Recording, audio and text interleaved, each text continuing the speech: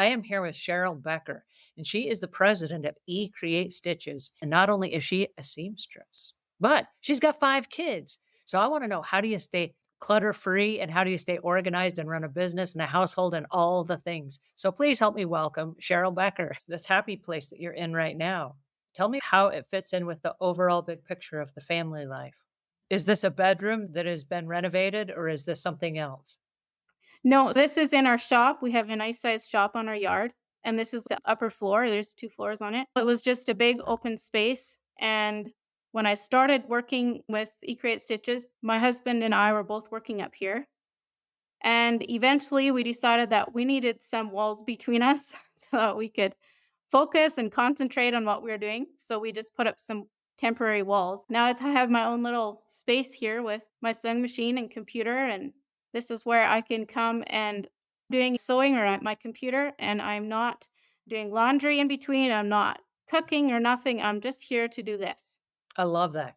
Did you Yeah. find that by isolating the office, which is your job, your business, by isolating that from the rest of the house, that it allowed you a different headspace when you would go into your office? Oh yeah, it makes a big difference. I think that's partly why it is my happy place, cuz my mind is not full of all those other things that could and should be done in the house. School hasn't quite started for our kids yet, but during school and school hours, I do have a routine that I have everything tidied up and floors vacuumed before I leave the house. This just like you going to work for the day. You go out to the back and do you stay at work all day or do you like go back to the house several times? I go back for lunch and then I quit when my kids come home from school. So you're really disciplined with your time. You're not sneaking in to watch Netflix movies and stuff while you're supposed to be at work. No, not really.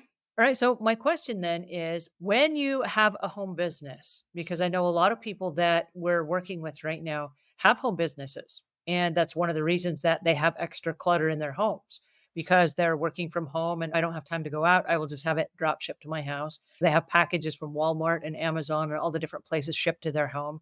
They're always at home. So there's no hurry and tidy up the house right now. It's like I can just do it whenever. And then they don't really get around to it. So how do you keep organized in the midst of 2 people that work from home, that run their businesses from home?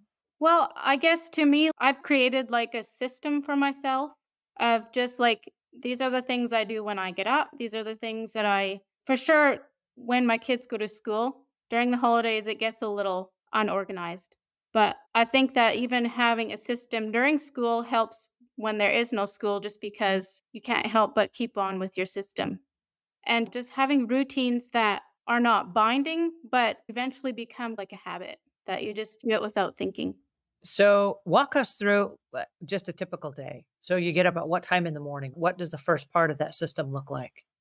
Usually between 5:30 and 6, I would get up and just get dressed, make the bed, start a load of laundry, and make breakfast and get the kids off to school. That was the main morning. And then after that, office hours and stuff. And then what happens after school? Well, I go pick up my kids from school and they have a snack and do their own thing for a while. And then it's time to do a few things in the house and make supper. Then during the day, during the business hours, that's when you're doing the craft projects that are your business. Your business are the Mhm. crafts. So is it hard to separate the craft part from the business part? Because a lot of times when people have crafts, they're like in a zone and they're not thinking in business terms like, oh, hey, this is for my business. They're thinking in terms of, oh, yay, I'm doing a hobby. The sewing and the business are all pretty well connected. It's all connected together. So to me, it's all fun. There's things that I maybe don't enjoy as much as other things, but it's all enjoyable for me. I don't really hate any part of it. I love that. I'm telling you, when I grow up, I'm going to be you. That's everything I wanted to do. And I love the fact that you got a shop on the outskirts of your property where you can leave and you got a 1 minute commute and there you are. I just think that's Yeah. amazing. So let's talk for a second about how you organized this space because at some point in your journey, whether it was during the process of having the kids or maybe when the kids got a little older, you decided I need a place of my own. Let me move out to the shed. And so what did that look like as far as setting up your happy place? where you then had a place for your sewing and a place for your fabric, and I'm guessing everything that you need for your sewing is there in the shop. Mhm.